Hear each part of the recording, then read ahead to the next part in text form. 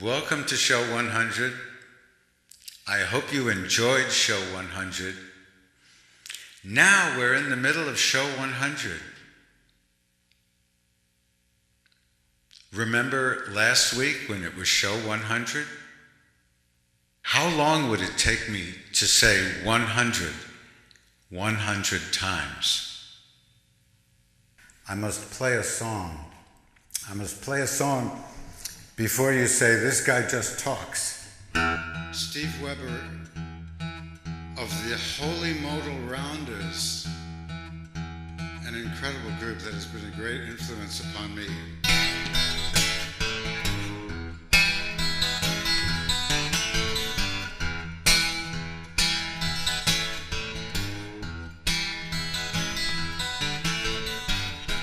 Long John made him a pair of shoes.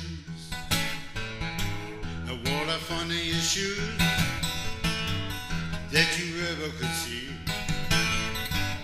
Had a heel in the front and a heel behind. You could never tell where Long John was going. Long John, you know he's long gone, like a turkey through the corn. With his long clothes on, you knew he's long gone, long gone. From Bowling Green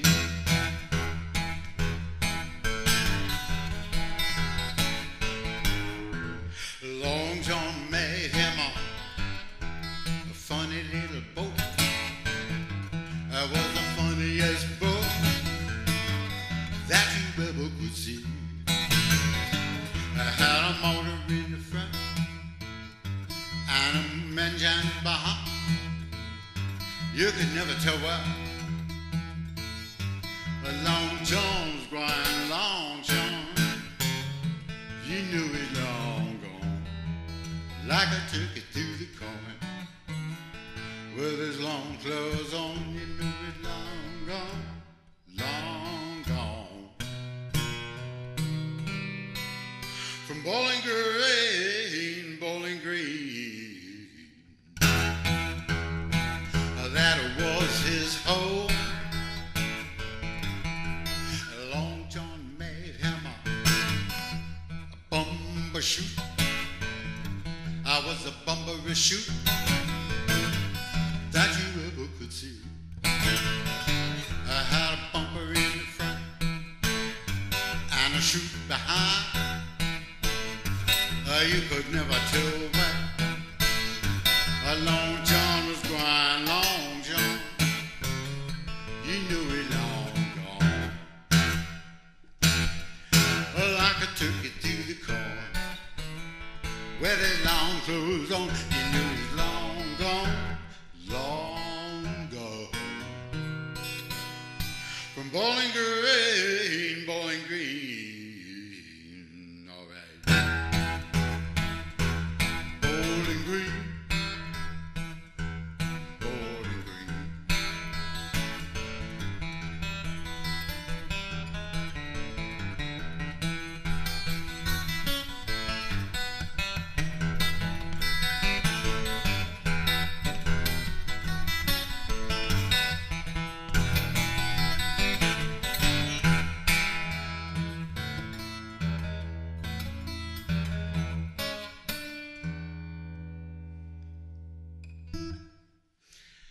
There's Long John for you. It's an endless source of endless fascination to me how interested I can get in songs that haven't interested other people. Hi, folks. Can you read this? It's my congratulations. The station is congratulating me. I've done 100 shows. Hi, folks, for the 100th time. Welcome to Messing Around with Charlie Messing, my show. Yes, I'm sitting down because, well, I had a procedure done on my foot. That about sums it up. and we'll leave it at a song. Welcome to show 100. I'm going to put some really odd material in this one because I think it'll be great. I was wondering about some of the most puzzling expressions, some of the most awkward moments, some of the most inept guitar playing. I'm going to find some funny stuff for this show. Well, and I have something to read. I'm going to read you a story. Well, okay, it's not really a story, once upon a time and then the end. But I'm going to tell you about seeing the Rolling Stones with Brian Jones. Right after this word from our sponsor. No, we don't have a sponsor. If we had a sponsor, it would be a different station, I guess. I don't think people have shows sponsored on this one. And I've been told I can say, I like the food at a restaurant, but I can't say, so go to the restaurant, as I recall. The second 100 shows, if there are a whole 100 of them, are going to be different. They're going to be a bit different. Things change, life goes on, and I've been doing it for 2 years like this. Well, not exactly like this, but right here and basically like this. And I want to take the camera out into the world. I hope you enjoyed going out into the editing room a week or two ago. And it's hard to say exactly. Today isn't really the best day for me to plan everything. Nor to tell you the long story of why. So, if you have seen a lot of these shows, thank you from the bottom of my heart. I think it has a bottom. I wonder if that expression comes from before they knew much about hearts. Hey, let's have another camera. Oh boy, nice. We have 3 cameras and none of them are going to be showing all that much besides me sitting here. Yes, I can't even stand around and pace back and forth because of my foot. But, see this? This used to be my mother's cane. It's great. Let me show you why it's great.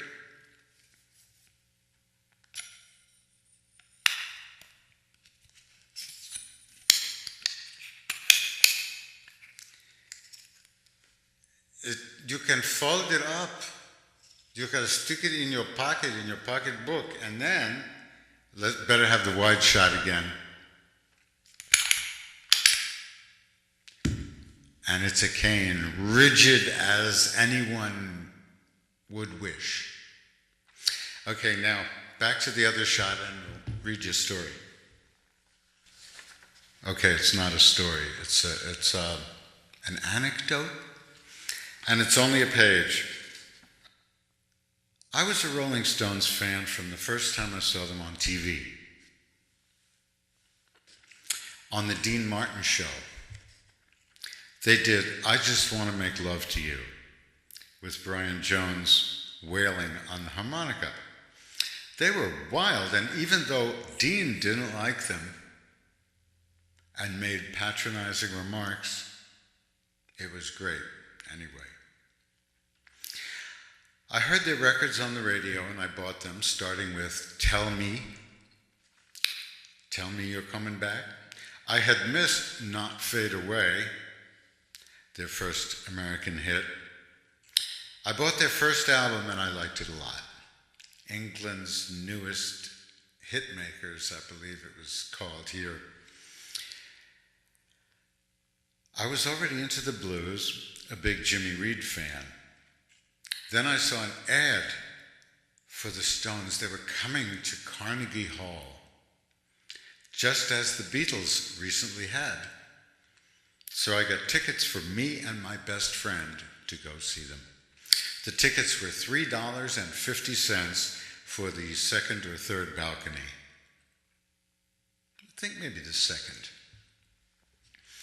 The show started at 7:30, and the first act was Bobby Goldsboro doing his sappy ballads. Then came Jay and the Americans, who weren't bad, though I always found them kind of strident and white sounding. Then came the Rolling Stones. Oh, there was Clay Cole, or one of those local New York disc jockeys, introduced the show, welcomed us, introduced those two acts, introduced the Rolling Stones, and ran for his life. You know, that kind of, a DJ, MC. There you go, MC. Pardon. An MC. Then he announced the Rolling Stones, and they came out. The Rolling Stones played loud enough to overpower the PA system. Brian Jones moved around the most. He really liked the big stage. He was great at getting the crowd going. Mick just stood around near his mic and danced in a small area. Keith mostly just bobbed and grinned. Bill Wyman stayed to the side, sort of hiding bashfully by the curtain. Charlie Watts played like he could play all day. The two guitars sounded a lot alike, being both Gibsons or Epiphones. I believe they were big semi-hollow Epiphones. The kids screaming mostly drowned out all the music, so I couldn't tell which songs were which, except for the two with a Bo Diddley beat, which must have been Not Fade Away and Mona. All the others were fast, except for Tell Me You're Coming Back to Me. They played for half an hour and the show was over. As the curtain closed, Brian rushed to the front of the stage as he took off his guitar, and he laid down his guitar exactly where the curtains met. So the bottom of the guitar was sticking out right at center stage when the curtains were closed.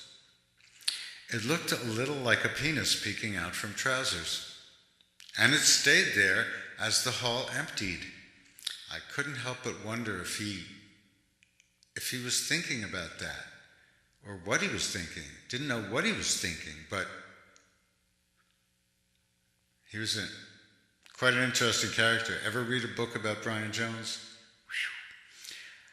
Okay, it was about 8:30 and we were outside blinking in the bright summer evening.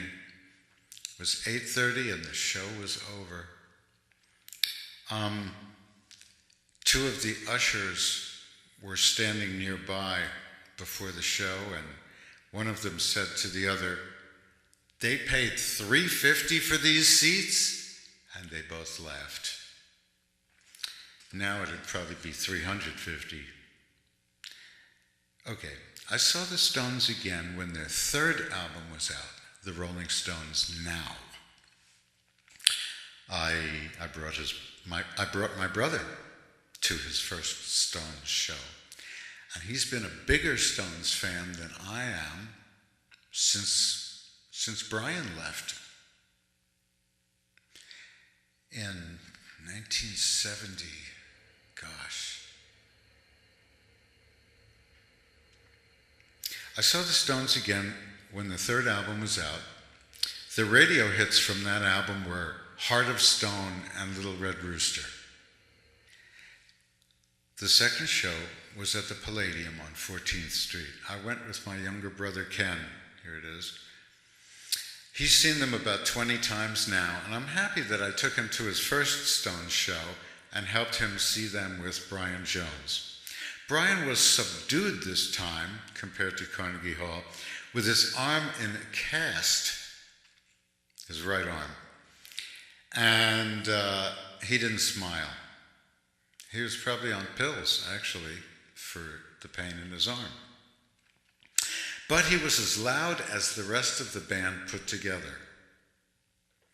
He didn't play as much harmonica, but he played more slide guitar. Keith was smiling the whole time. People threw presents on stage while the Stones played. One big gift-wrapped box flew spiraling through the air at Keith's head, and he smoothly dodged it with a big grin as it sailed past.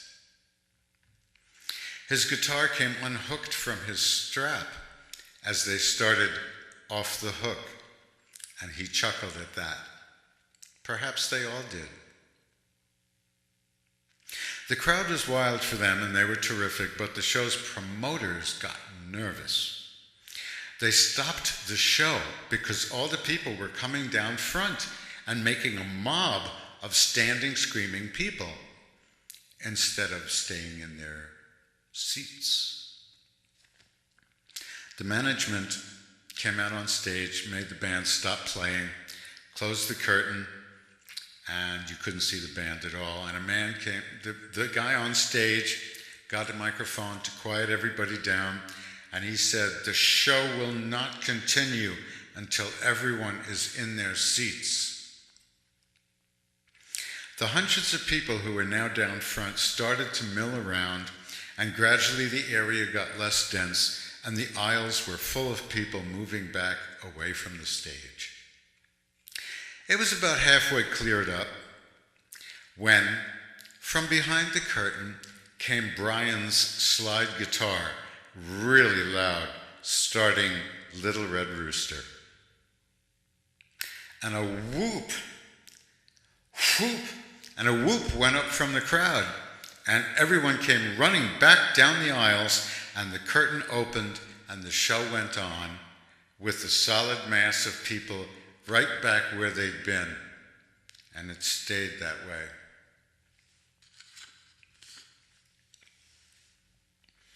I couldn't afford to see them the next time they came, when they played at Forest Hills Tennis Stadium, and a few years after, Brian Jones was gone forever. That kind of ended it for me. I never loved him after he left. Poor guy. Great rhythm player, lots of original ideas. Have you heard the recorder on Ruby Tuesday? The dulcimer on Lady Jane? The sitar on Painted Black? Wow. And the guitar figure he plays on The Last Time. How about that?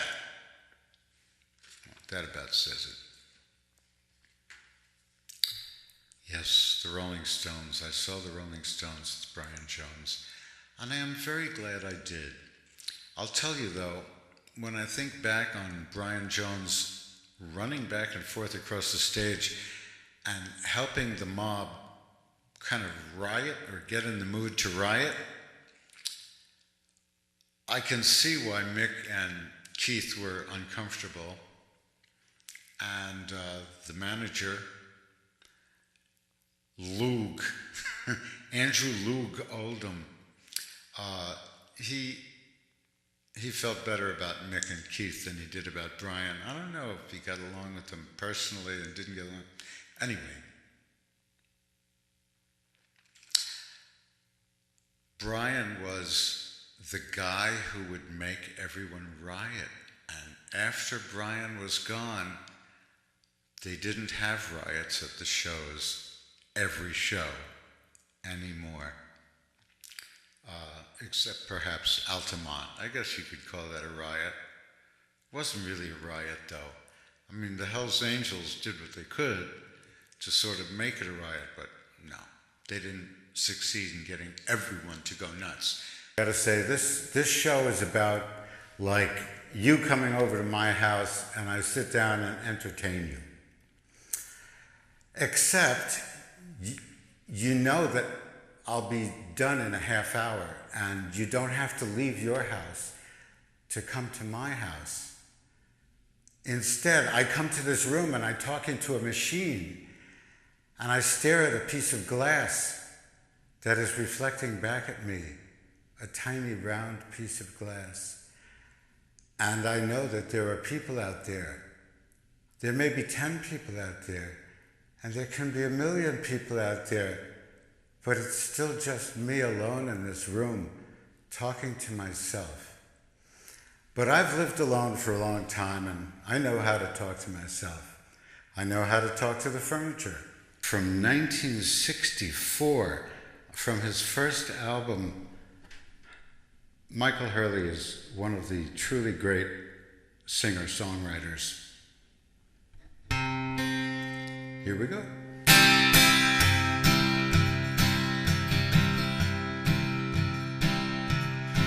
You go down by the pool hall, clickety-clack, and you can knock those pool balls forth and back. I don't want you hanging around my little sister no more. You move along, you rolling stone. You move along, you rolling stone.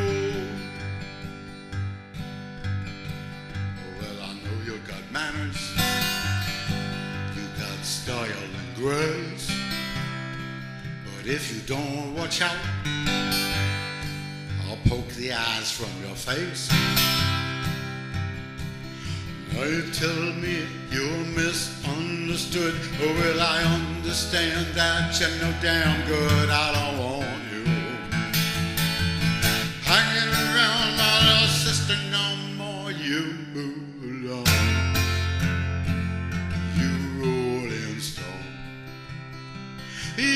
move along, you rolling stone. I know you got manners, but you stick like glue. And it's been 6 months we've been supporting you.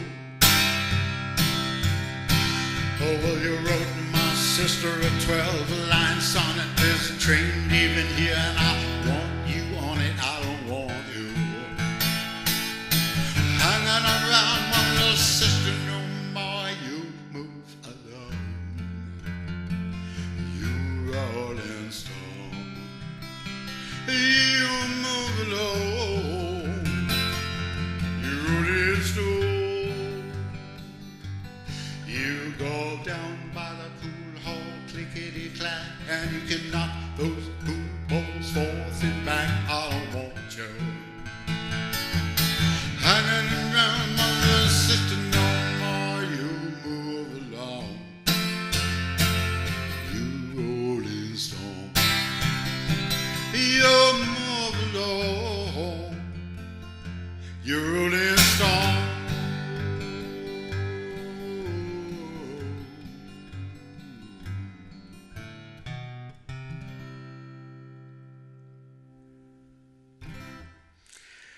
There you go. It's so great. There's no applause. You don't have to think about that. I guess that's how it is. One more song, and I'll be back next week. And who knows when you're watching this? They say they'll be showing it 7 times on the local access. Incredible. Incredible. Somebody's out there watching, or I'm just talking to myself. Both are true. It's stupendous. I love this. I'll be back next week.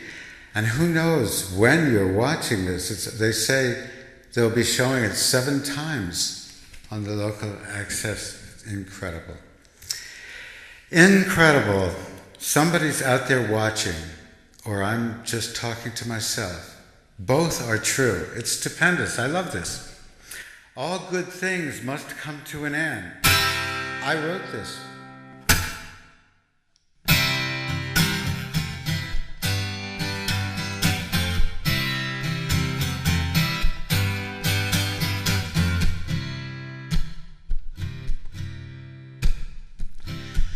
The two of us have been around, seen some things, covered ground.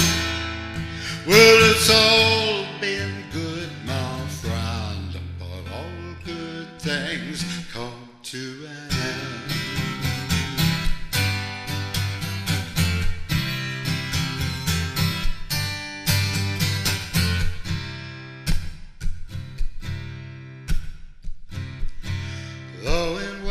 guess we're so alike.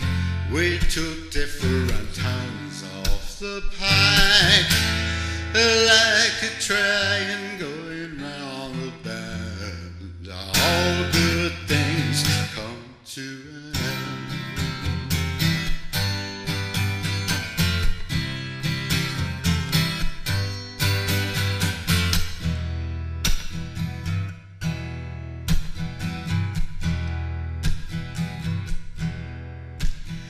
Well, it ain't nobody's fault, so don't feel bad. I know we've lost that special thing we had. Life rolls over you day by day. Folks grow up,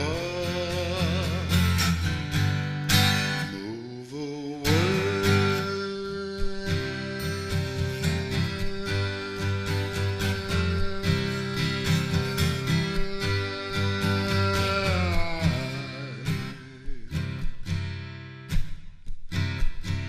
I don't think less of you, but we don't hang around like we used to.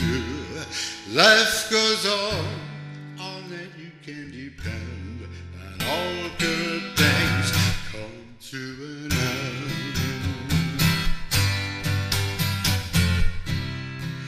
All good things come to an end. All good things come to an end. All good things come to an end.